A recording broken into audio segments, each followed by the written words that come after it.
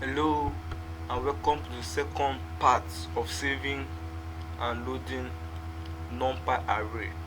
Today I'll be showing you how to save multiple numpy array into our disk and how to load it from our disk. The last class we talked about saving array but a single array. So we created an array called array6 with these values. So now we're going to create array7 with this value. Then we'll run. So this is the values for array7. Let's create another array8. Let it be a random array from random number, random dot random integer 1 to 50, 200 of it. So array8, click enter. So this array, so we have array6, array7 and array8. So now let's save these three arrays. To save it, we use the np dot save z. Use the word the save z. The z is indicating multiple array. Save z. Let's call it array file dot mpz. So it's called array file dot mpz. So the first element is, let's call it a, equals array6. The next one is b, we'll call it array7. C equals array8. So enter. As simple as that. When we come to our file, we'll find it there. Array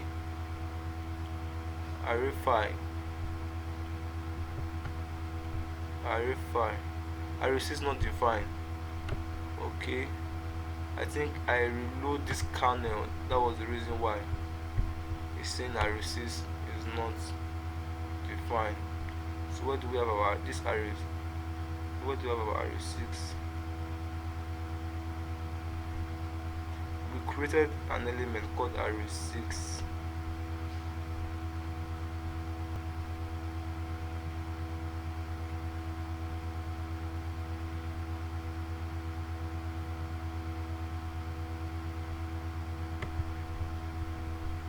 Created an element called array6.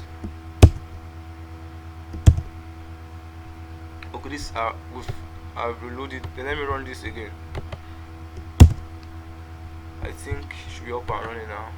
So you can see it's array file.mpz. So now we save array6, array7 and array8 into this file. So now we can load it back into our we can load it back. When we close this book and we'll create another new notebook, we can load it back.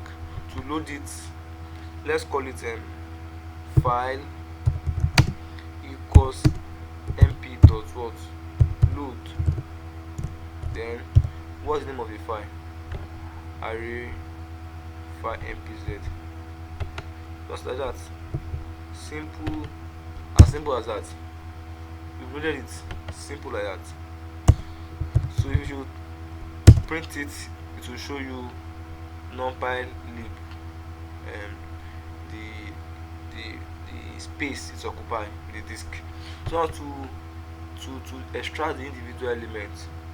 So for the first element, which is a file, comma inverted apostrophe a, to give it all the elements in a. You can see that that's array6. It gives you exactly what we have in array6.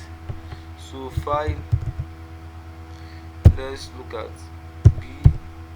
You can see it exactly the random number we generated, and what we have in c, because we know that we have c and 3 array saved, and we have this. So now I've showed you how to save and load array data file. There's another thing I have to show you, very important. is how to get help using NumPy. Let's assume how to create a NumPy array function and I don't know how to do it. And I type np, but I know that I'll type array, but I don't know what next to do to put inside here. So to get more help, just press shift tab. It's only work in Jupyter Notebook. If you are using other IDE, there are other ways of doing it, but for Jupyter Notebook you press shift and tab. You click here, then you expand. Can you see? So open the Jupyter page. You can see a complete documentation on how to create a NumPy array. You are seeing it. You can see the parameter, object, the data type, all those stuff. So you see example, practical example which you can practice with. So that's a way of getting help. So in this tutorial I'll be able to teach, I've explained to us what is NumPy. I've showed us how to create a simple NumPy array. I've showed us how to slice and index an array, and now we've treated operations, we've treated universal operations, the binary universal operation and the unary universal operation. So and I've taught you how to load and save array in the NumPy. So thank you for waiting to the end of the class. I am Ajib Wibuka Emmanuel.